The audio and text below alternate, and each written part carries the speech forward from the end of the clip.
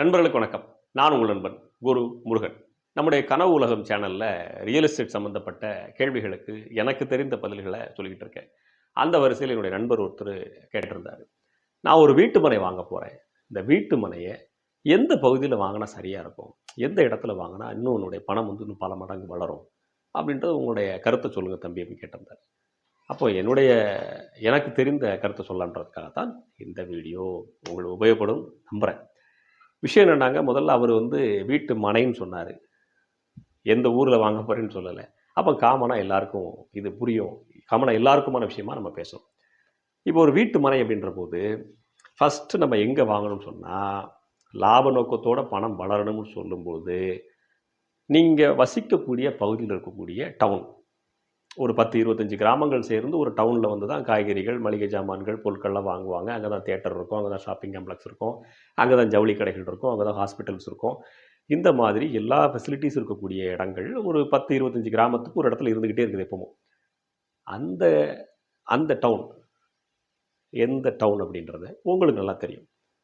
நீங்க எந்த ஏரியாவுக்கு போனாலும் ஒரு 10, 25 கிராமத்த கடக்கும்போது ஒரு டவுன் வந்துகிட்டே இருக்கும். அந்த டவுன சுத்தி இருக்கக்கூடிய வீட்டு மனைய நீங்க வாங்கலாம். அது ஃபர்ஸ்ட்டு சாய்ஸ்.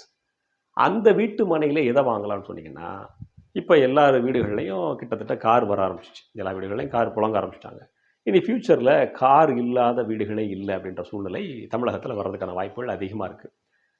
நம்ம பேசிட்டு இருக்கிற இந்த 2024ல பல பேர் வீடுகள்ல கார் இருக்கு. இந்த வீடியோவ நீங்க ஒருவேளை 2054ல கூட பார்க்கலாம்.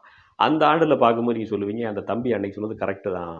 இன்னைக்கு எல்லா வீடுலயும் தமிழ்நாட்டுல கார் இருக்குப்பா" அப்படின்னு சொல்லுவீங்க. அப்போ நம்ம கார் எல்லார் வீட்லயும் வச்சிருக்கும்போது, அத ஓட்டுறதுக்கு, அத நிறுத்துறதுக்கு தேவையான தெரு வசதி வேணும். ஸ்ட்ரீட் ஃபெசிலிட்டி வேணும்.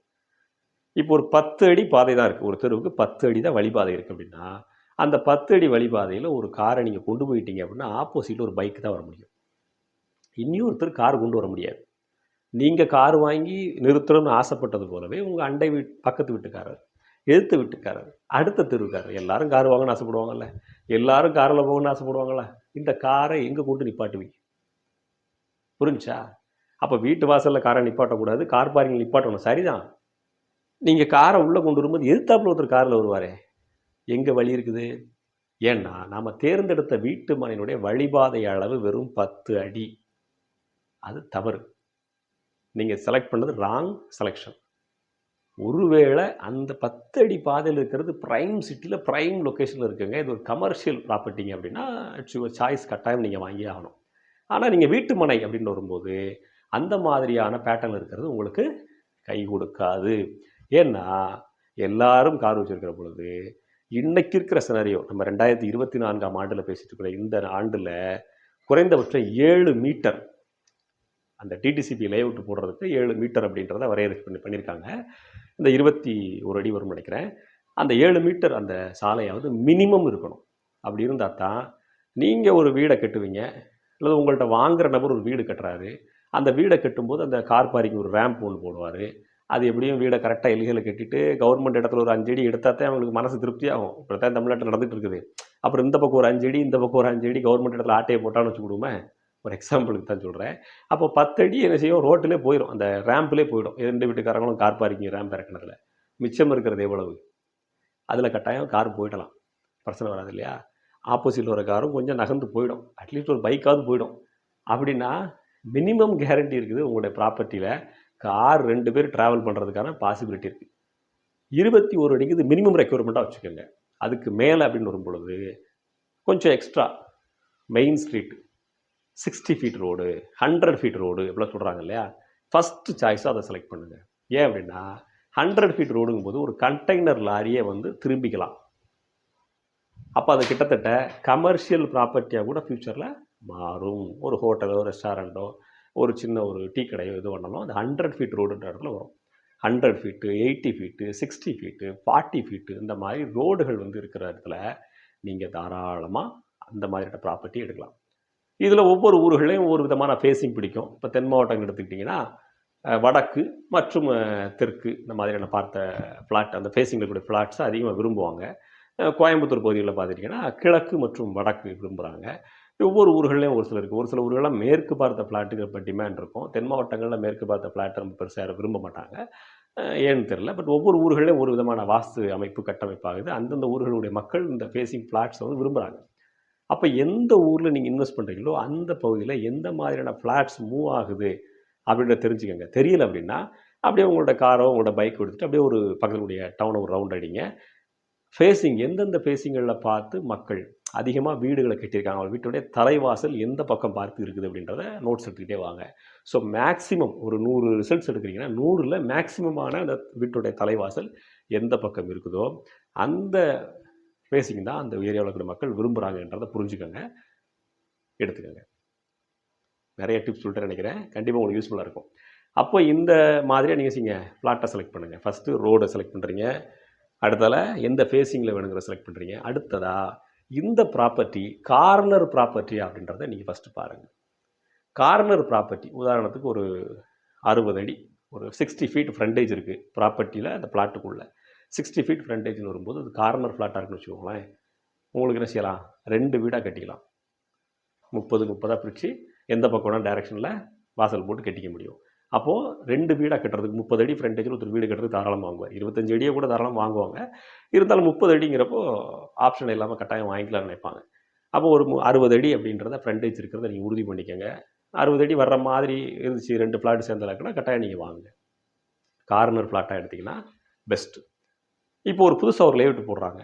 அந்த லேஅவுட்ல சில பேர் என்ன பண்ணுவாங்க, முச்சந்தி பிளாட்டும்பாங்க. முச்சந்தி பிள்ளையாரும்பாங்கல்ல, அது மாரி முச்சந்தி 3 முக்கு சந்து. இந்த ரோடு, இந்த ரோடு 3 முக்கு ரோடும் சேரும். அந்த ஃப்ளாட்ட சில பேர் அவாய்ட் பண்ணுவாங்க. ஏன் சொல்றேன்? முச்சந்தி பிளாட்டு, மூதேவி பிடிச்ச பிளாட்டு அப்படிம்பாங்க சில பேர். இதெல்லாம் வேண்டாங்க அப்படிம்பாங்க. ஆனா நீங்க ஒரு கமர்ஷியல் ப்ராப்பர்ட்டியா ஒரு இடத்த செலக்ட் பண்ணணும். இந்த லேஅவுட் கிட்டத்தட்ட ஒரு 200 வீடுகள் வரப்போகுது. இது நல்லா ஒரு 200 வீடுகளுக்கு தக்கன லேஅவுட் போட்டிருக்காங்க. இந்த லேஅவுட்ல நம்ம ஃபியூச்சர்ல ஒரு பிசினஸ் பண்றதுக்கு ஏத்த இடமா இருக்கணும் அப்படின்னு சொன்னீங்கன்னா, அந்த முச்சந்தி பிளாட்டை நீங்க செலக்ட் பண்ணுங்க. நீங்க கன்ஸ்ட்ரக்ஷன் பண்றாப்புல இருந்தா. ஏன் அந்த முச்சந்தி பிளாட்டை செலக்ட் பண்ணலாம் அப்படின்னா, 3 முக்கு ரோடு ஆகுது. அந்த ஏரியாவோட பார்வையே அந்த இடத்துல தான் இருக்கும். அங்க வந்து தான் மத்த இடத்துக்குலாம் மூவ் ஆகணும்.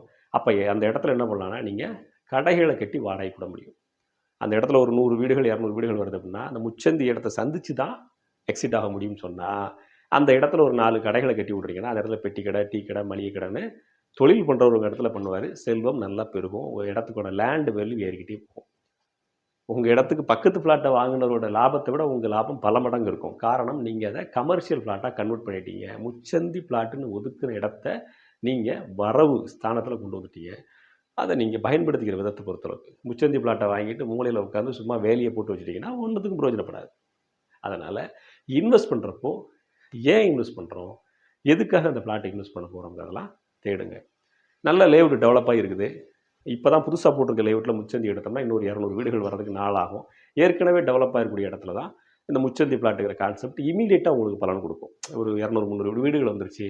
அந்த இடத்துல நம்ம முச்சந்தி பிளாட் கிடைக்குதுன்னா, எடுத்து ஒரு கடைய கட்டி போட்டீங்கன்னா, ஒரு 4, 5 கடைகள லைனா கட்டி விட்டீங்கன்னா, கட்டாயம் உங்களுக்கு ரென்டல் இன்கம் ஈஸியா வர்றதுக்கு வாய்ப்புகள் இருக்கு. ஸோ இந்த மாதிரி பல தகவல்கள் வந்து ரியல் எஸ்டேட்ல இருக்குது. அதெல்லாம் ஒரே நாள்ல சொன்னா உங்களுக்கும் போர் அடிச்சுரும். எனக்கும் அடுத்த வீடியோல பேசுறதுக்கு கன்டென்ட் இல்லாம போயிடும். அதனால என்ன பண்றோம்னா, ஒண்ணு ஒண்ணாத்தான் சொல்லுவேன். நீங்க கேட்கணும்னு விருப்பப்பட்டீங்கன்னா, சப்ஸ்கிரைப் பண்ணணும். என்ன தம்பி இப்படி கேட்ட அப்படி கேட்டீங்கன்னா, சரி நீங்களே சொல்லுங்க. தமிழ்நாட்டுல ரியல் எஸ்டேட் சம்மந்தமா பேசுறதுக்கு, இந்த மாதிரி டிப்ஸ் குடுக்குறதுக்கு ஒரு சேனல காட்டுங்க. சும்மா காட்டுங்களேன். இருக்குதா? இருந்துச்சுன்னா கமெண்ட்ல போடுங்க. எல்லாருமே ரியல் எஸ்டேட் ஃபெயிலியர், இட்ஸ் மோசம், இது ஒரு ஒரு ஒரு ஃபேக் அப்படிலாம் போடுறாங்க. நான் உங்களுக்கு டிப்ஸ் சொல்லி தரேன். அப்போ எதுவும் இல்லைல்ல.